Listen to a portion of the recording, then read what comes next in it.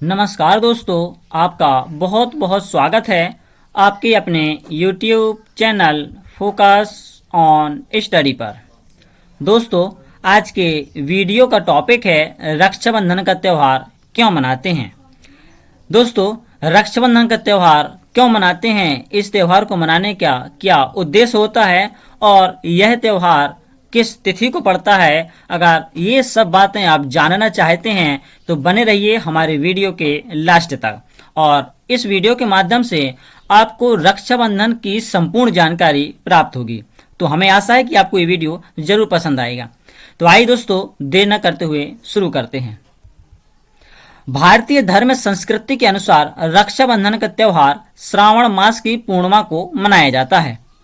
यह त्यौहार भाई बहन को स्नेह की डोर से बांधता है। इस दिन बहन अपने भाई के मस्तक पर टीका लगाकर रक्षा का बंधन बांधती है, जिसे राखी कहते हैं। यह एक हिंदू व जैन त्यौहार है जो प्रतिवर्ष श्रावण मास की पूर्णिमा के दिन मनाया जाता है। श्रावण या सावन को में मनाए जाने के कारण इसे श्रावणी, सावनी या सलूनो भी कहते हैं। रक्षाबंधन में राखी या रक्षा सूत्र का सबसे अधिक महत्व है। राखी कच्चे सूत जैसे सस्ती वस्तु से लेकर रंगीन कलावे, रेशमी धागे तथा सोने या चांदी जैसी महंगी वस्तु तक की हो सकते हैं। रक्षाबंधन भाई बहन के रिश्ते का प्रसिद्ध त्यौहार है। रक्षा का मतलब सुरक्षा और बंधन का मतलब वाद्य है। रक्षाबंधन के दिन बहनें भगवान से अपने भाइयों की तरक्की के लिए प्रार्थना करती हैं। जिस तरह से इस तस्वीर में आप देख रहे हैं, यहाँ पे एक बहन अपने भाई को राखी बांधती है। भाई की कलाई पर बहन राखी बांध रही है। तो यह दोस्तों प्यार मोहब्बत का त्यौहार माना जाता है।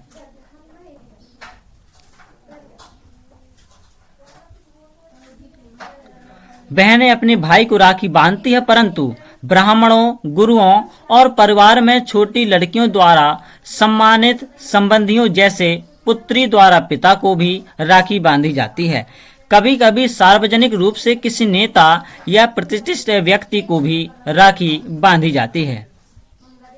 भविष्य पुराण के अनुसार इंद्राणी द्वारा निर्मित रक्षा सूत्र को देवगिरी बृहस्पति ने इंद्र के हाथों बांधते हुए निम्नलिखित श्लोक रक्षाबंधन का मंत्र बोला था। दोस्तों, रक्षाबंधन का मंत्र भविष्य पुराण में इन्होंने बताया है कि जो बृहस्पति जी हैं, इन्होंने जो हाथ में राखी बांधी थी इंद्र के हाथ में, उन्होंने एक श्लोक बोला था। वह दोस्तों इस प्रकार है। एन बद्धो बलिराजा दान बेद्रो महाबला तेन त्वामापि बंधनामी रक्षे माचल माचल। दोस्तों, यह उन्होंने रक्षा सूत्र बांधते हुए मंत्र बोला था। और इस श्लोक का हिंदी भावार्थ या अर्थ होता है, जिस रक्षा सूत्र से महान शक्तिशाली दानवेंद्र राजा बलि को बांधा गया था, उसी सूत्र से भी तुझे बांधता हूँ। हे रक्षे राखी, तुम्हें अडिग रहना, तू अपने संकल्प से कभी भी विचलित ना हो। तो देखिए दोस्तों, यहाँ पे एक बहन अपने भाई की कलाई पर राखी बांधती है। कितना हसीन पल रहता है ये, कितना रंगीन पल रहता है। भाई और बहन के मन में कितनी खुशी और शांति प्राप्त होती है। अब दोस्तों, यहाँ पे हम देखेंगे और इसके महत्वपूर्ण बातें। राखी का त्यौहार कब शुरू हुआ, यह कोई नहीं जानता, लेकिन भविष्य पुराण में वर्णन मिलता है कि देव और दानवों में जब युद्ध शुरू हुआ था, तब दानव हावी होते नजर आने लगे। भगवान इंद्र घबराकर बृहस्पति के पास गए। वहां बैठी इंद्र की पत्नी इंद्राणी सब सुन रही थीं। उन्होंने रेशम का धागा मंत्रों की शक्ति से पवित्र करके अपने पति के हाथ पर बांध दिया। संयोग से वह श्रावण पूर्णिमा का दिन था। लोगों का विश्वास है कि इंद्र इस लड़ाई में इसी धागे की मंत्र शक्ति से विजय हुए थे। इसी दिन से श्रावण पूर्णिमा के दिन यह धागा बांधने की प्रथा चली आ रही है। यह धागा धन, शक्ति, हर्ष और विजय देने में पूरी तरह सामर्थ्य माना जाता है। देखिए दोस्तों, ये धागा है, यह बहुत ही पवित्र माना जाता है, जैसा कि आप यहाँ पर देख चुके और सुन चुके हैं। अब दोस्तों, हम इसमें कौन सी कथाएं हैं, कौन सी कथाएं प्रचलित हैं, अब वो कथाएं हम आपको बताएंगे। तो यहाँ पे एक कथा इस प्रकार है। अब दोस्तों, हम आपको एक कथा बताएंगे कि किस प्रकार से कौन सी कथा है। तो यहाँ पे है मित्रों, दानवेंद्र राजा बलि ने जब 100 यज्ञ पूर्ण कर स्वर्ग का राज्य छीनने का प्रयत्न किया तो इंद्र आदि देवताओं ने भगवान विष्णु से प्रार्थना की। तब भगवान वामन अवतार लेकर ब्राह्मण का वेश धारण कर राजा बलि से भिक्षा मांगने पहुंचे। गुरु ने मना करने पर भी बलि ने 3 पग भूमि दान कर दी। भगवान ने 3 पग में सारा आकाश, पाताल और धरती नापकर राजा बलि को रसातल में भेज दिया। इस प्रकार भगवान विष्णु द्वारा बलि राजा के अभिमान को चकनाचूर कर देने के कारण यह त्योहार बलेव नाम से भी प्रसिद्ध है। कहते हैं एक बार बलि रसातल में चला गया, तब बलि ने अपनी भक्ति के बल से भगवान को रात दिन अपने सामने रहने का वचन ले लिया। भगवान के घर न लौटने से परेशान लक्ष्मी जी को नारद जी ने एक उपाय बताया। उस उपाय का पालन करते हुए लक्ष्मी जी ने राजा बलि के पास जाकर उसे रक्षा बंधन बांधकर अपना भाई बनाया और अपने पति भगवान विष्णु को अपने साथ ले आई। दोस्तों, माता लक्ष्मी जी ने राजा बलि को राखी बांधी, उन्हें अपना भाई बनाया और इसके बदले में देवी लक्ष्मी जी ने कहा कि भैया मुझे मेरे पति लौटा दो। तो इस प्रकार से रक्षाबंधन की शक्ति से, रक्षा के बांधने से देवी लक्ष्मी जी ने अपने पति को प्राप्त कर लिया। तब से यह प्रथा चली आ रही है। उस दिन श्रावण मास की पूर्णिमा की तिथि थी। विष्णु पुराण में एक प्रसंग में यह कहा गया है कि श्रावण की पूर्णिमा के दिन भगवान विष्णु ने हयग्रीव के रूप में अवतार लेकर वेदों को ब्रह्मा के लिए फिर से प्राप्त किया था। भगवान हयग्रीव को विद्या और बुद्धि का प्रतीक माना जाता है। देखिए दोस्तों, यहाँ पर एक रक्षाबंधन का जो यहाँ पर राखी है और दीपक जल रहा है, यह रक्षाबंधन की कुछ तस्वीर हम आपको दिखा रहे हैं।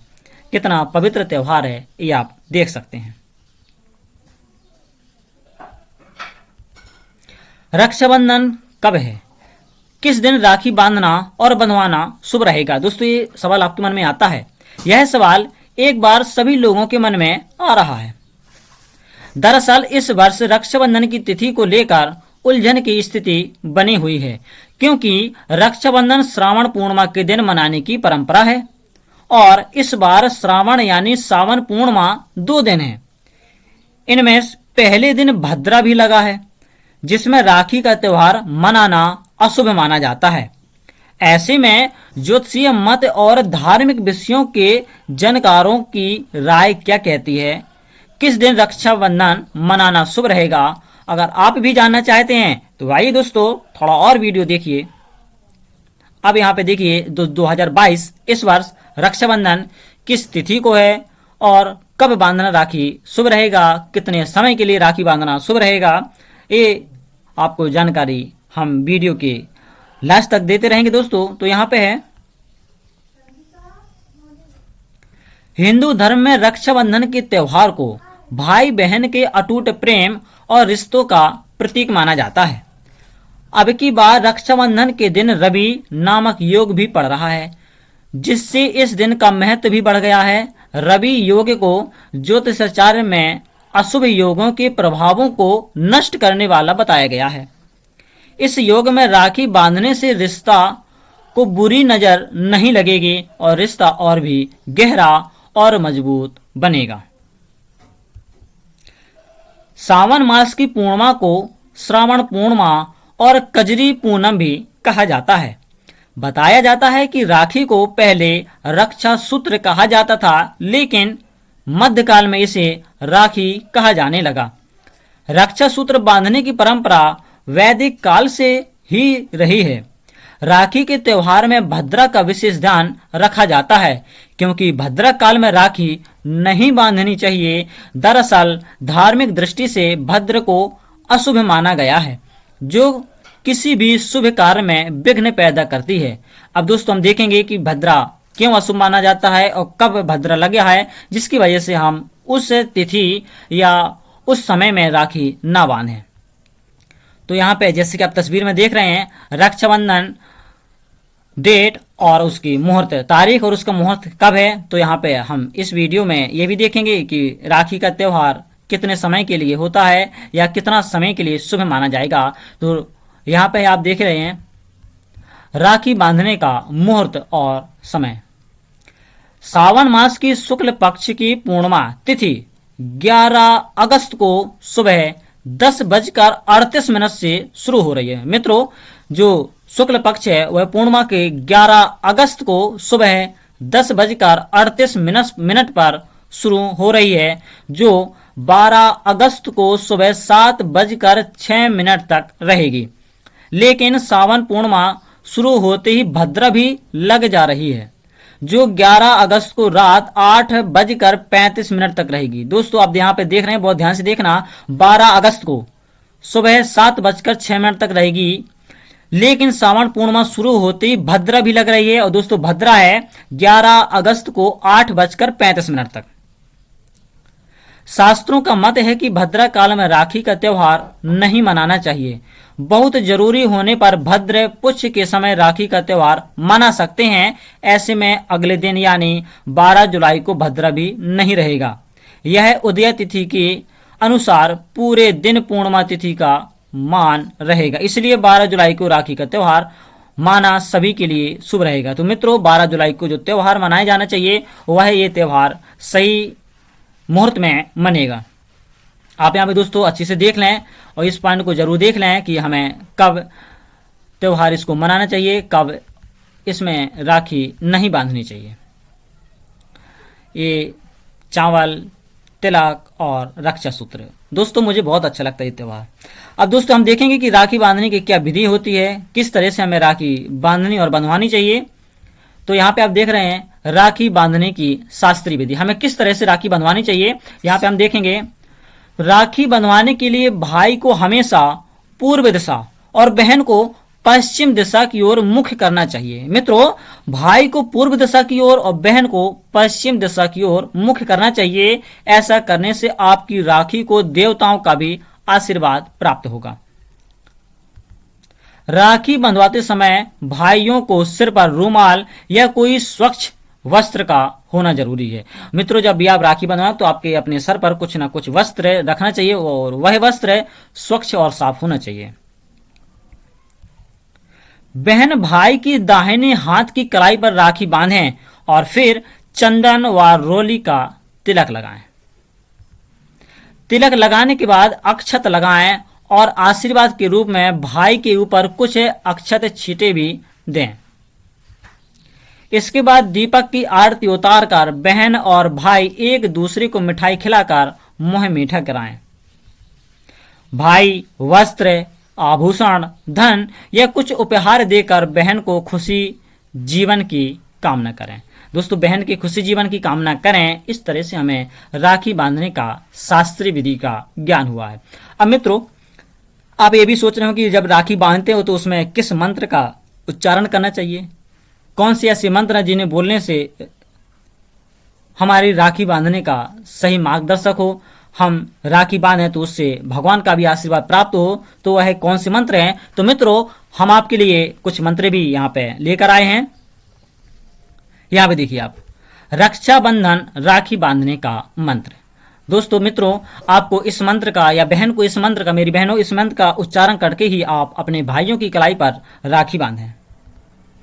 एन बद्दो बलिराजा दान बेद्रो महाबला तेन त्वाम प्रति बुद्धिना में रक्षे माचल माचलहा। इस मंत्र का उच्चारण करके प्रत्येक बहन अपने भाइयों की कलाई पर राखी बांधे तो वह राखी, उस राखी पर देवी देवताओं का भी आशीर्वाद रहेगा। दोस्तों यदि आपको यह वीडियो पसंद आया हो तो वीडियो को लाइक, चैनल को सब्सक्राइब और शेयर जरूर करें। Thanks for watching. Thank you so much.